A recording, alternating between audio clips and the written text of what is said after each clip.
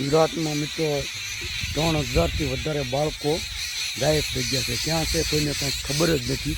એટલે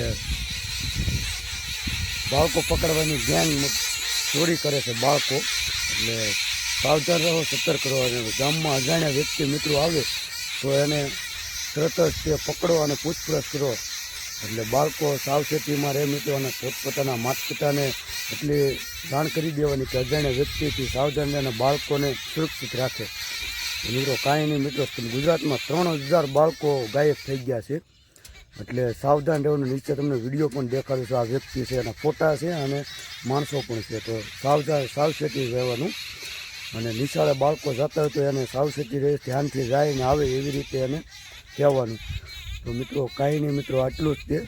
સાવચેતી રહો અને સાવધાન રહો અને પોલીસને જાણ કરો. કોઈ પણ અજાણ્યા વ્યક્તિ દેખાય ગામમાં તો એને પોલીસને જાણ કરી દેવાની મિત્રો. કાંઈ નહીં. ચાલો, નમસ્કાર.